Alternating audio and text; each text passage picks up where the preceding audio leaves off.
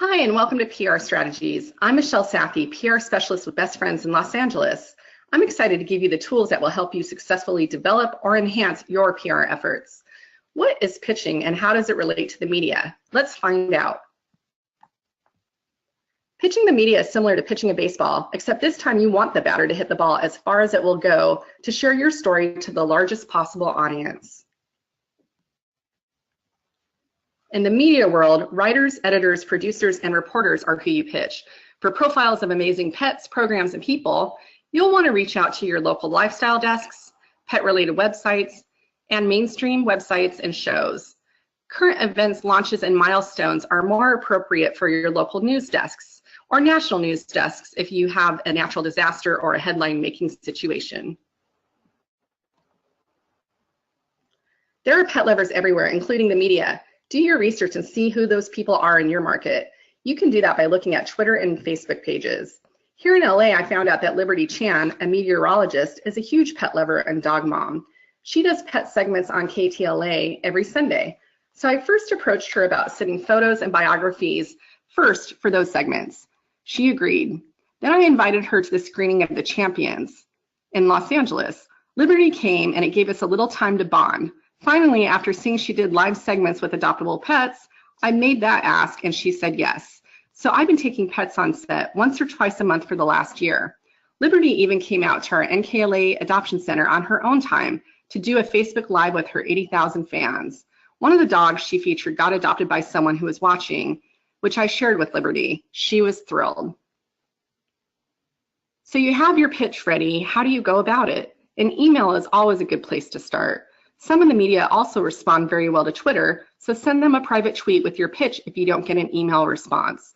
Lastly, follow up with a phone call. You may not get a phone call back, but that will usually prompt a response to your initial outreach. When sending your first pitch, make sure to try to capture interest immediately. Keep the subject line catchy and succinct. Include a reference to your contact's beat, which is the type of stories they cover.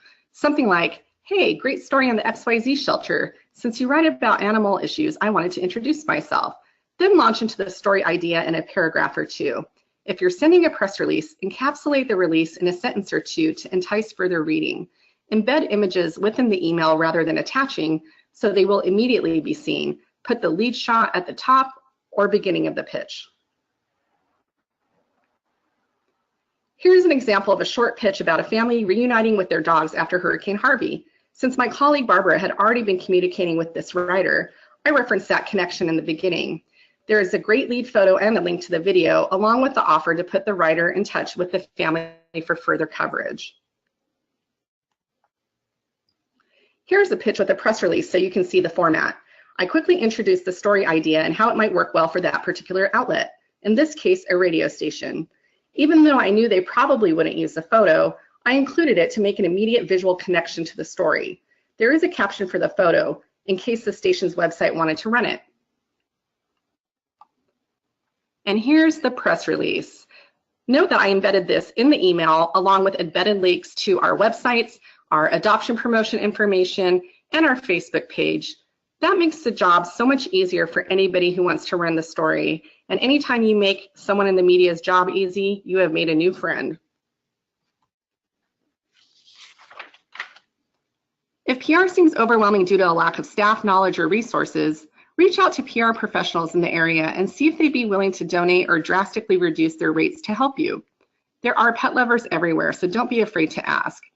Helpareporter.com regularly sends out inquiries of reporters looking for subject experts on a bunch of different topics, including pets and animal welfare. It's a free service and you can sign up for their email alerts on the website. Of course, you can always take a look at what other animal welfare organizations are doing and use that as a guideline to creating your own media materials. Just make sure to individualize it to fit your mission and make you stand out. Do you have any questions? Please email me at michellesathi@bestfriends.org. Thanks for tuning in. I hope you'll join me for the next webinar, Releases, Alerts, and Briefs. Oh my.